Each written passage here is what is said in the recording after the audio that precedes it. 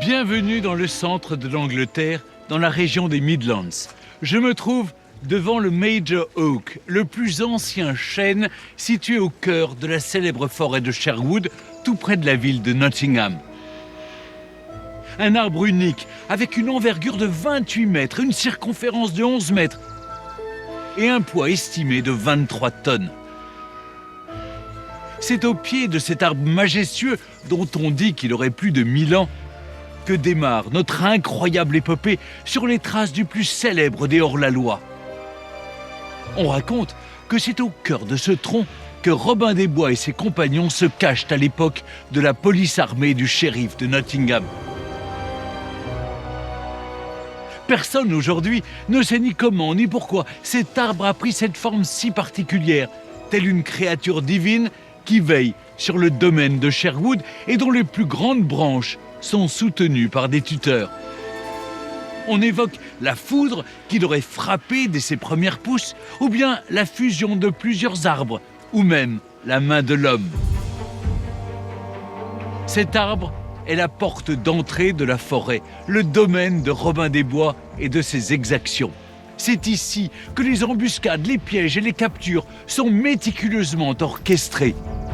C'est ici aussi que les histoires d'amour et d'amitié naissent à la lisière d'une clairière ou le long d'un lac. Cette forêt symbolise aussi la frontière entre deux mondes, celui des riches, des corrompus, des puissants, et le monde des opprimés, des faibles, que défend Robin des Bois. Cette forêt est donc un symbole fort et emblématique du combat que mène Robin des Bois en cette fin du XIIe siècle. La forêt de Sherwood est le point de départ de notre aventure rocambolesque sur les traces d'un héros qui, vous allez le voir, n'est pas facile à suivre et encore moins à attraper.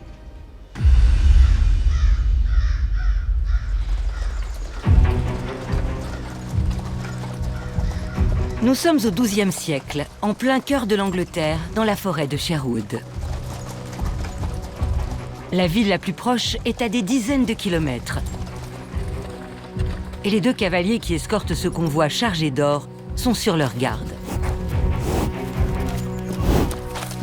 Pourtant, il s'agit des deux hommes les plus craints du pays à cette époque. Le shérif de Nottingham et Guy de Gisborne. Le premier règne sur la région d'une main de fer, et le second n'éprouve aucun remords à exécuter les ordres.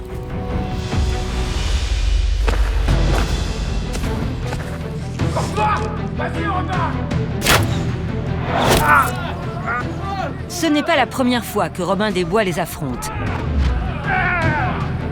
Et cette fois encore, c'est lui qui sort vainqueur de ce combat, qui ridiculise encore un peu plus le shérif.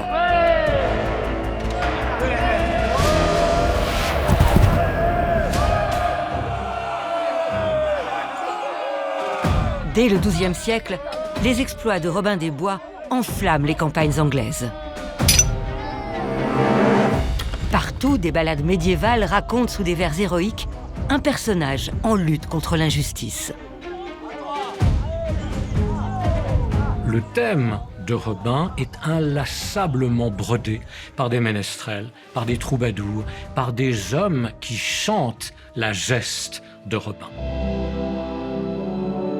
Alors, imaginons-les se rendant de village en hameau et à la tombée de la nuit, auprès du feu, celui qui sait prend sa vielle, prend son luth et se met à chanter. Et là, véritablement, se dessine l'histoire de Robin et de ses exploits. Robin des Bois est bien entendu un brigand, un voleur, mais en même temps, il conteste la domination royale. Et tous les enjeux de pouvoir autour de la forêt sont d'une certaine façon incarnés par ce personnage qui se révolte, qui n'accepte pas l'ordre établi. Ce qui rend le personnage si populaire, c'est que c'est le héros du peuple.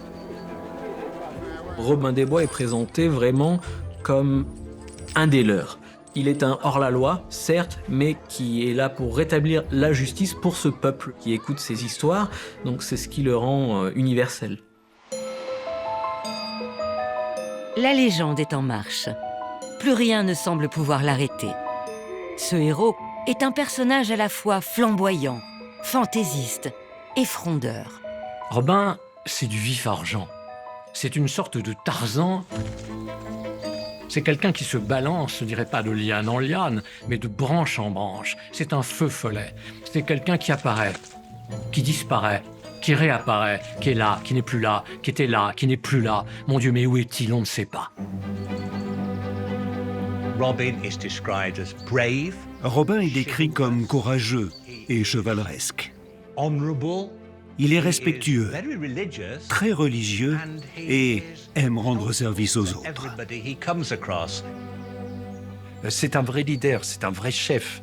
Ce n'est pas seulement un personnage qui fonde tout sur la force, mais il y a aussi la sagesse, il y a la ruse qui lui permet de jouer de mauvais tours aux dominants qui ont beaucoup plus de moyens que lui. Auréolé d'une telle célébrité, Robin des Bois affiche son nom comme une marque, celle d'un justicier au grand cœur. Un nom qui pourtant ne correspond pas vraiment à sa légende. Ce qui est incroyable, c'est que ce nom par essence même est une erreur. Ce n'est pas Robin Hood, Robin des Bois, non. C'est Robin Hood, littéralement Robin l'encapuchonné, Robin qui porte une capuche.